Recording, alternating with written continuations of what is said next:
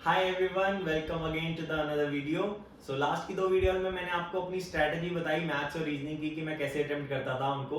तो रीजनिंग बताता हूँ मैं रीजनिंग कैसे अटेम्प्ट करता था, लेकिन उससे पहले मैं आपको अपने स्कोर्स बता देता हूँ। तो रीजनिंग में मेरा 32 आउट ऑफ 35 स्कोर आया था आईबीपीएस क्लरिकल प्रीलिम्स में, और आईबीपीएस पीओ प्रीलिम्स में मेरा 35 आउट ऑफ 35 स्कोर आया था। तो पीओ जैसे पेपर में अगर 35 आउट ऑफ 35 स्कोर आ रहा है तो यू कैन इमेजिन कि किस लेवल की प्रिपरेशन थी।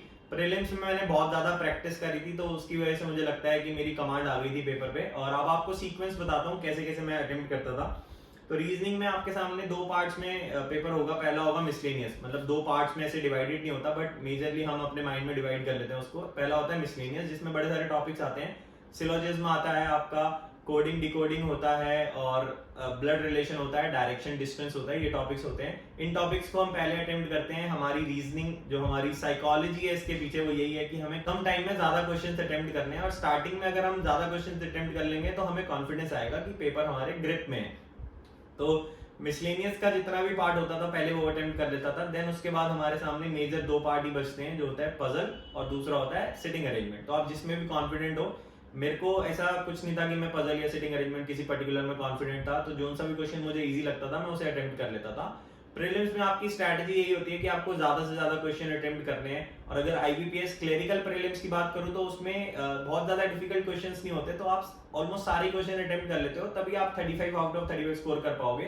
तो ऐसा कम ही होता है कि आप बहुत सारे क्वेश्चन छोड़ के आओगे प्रीलिम्स में अगर आपको हाई स्कोर करना है तो। लेकिन कई बार क्या होता है कि कुछ क्वेश्चन स्टार्टिंग में डिफिकल्ट होते हैं।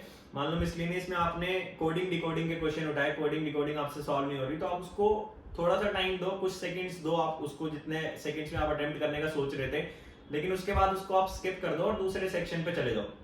ऐसे करते करते आप अगर एक बार गो थ्रू कर लोगे पूरे पेपर को, आप जितना मैक्सिमम अटेम्प्ट कर सकते थे आपने कर लिया। और अगर टाइम बचता है तो आपको पता है कि कहाँ पे कौन सा क्वेश्चन है और उसको मैं री अटेम्प्ट कर सकता हूँ। अगर मान लो 2 या 3 मिनट ही बचे हैं, आपको लग रहा है कि पजल या सिटिंग अरेंजमेंट नहीं हो सकती, तो आप मिसलेनियस वाले पार्ट में जाके किसी भी क्वेश्चन को अटेम्प्ट कर सकते हो।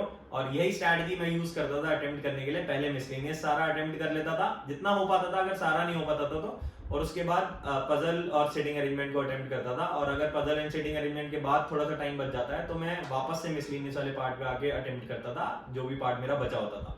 तो इसी स्ट्रैटेजी से मैंने 35 आउट ऑफ 35 स्कोर करा, मुझे लगता है आईबीपीएस पीओ में। एंड आईबीपीएस क्लरिकल में भी 32 आउट ऑफ 35 स्कोर था। तो ये रही मेरी स्ट्रैटेजी। एंड मिलते हैं आपसे अगली वीडियो में, तब तक के लिए गुड बाय।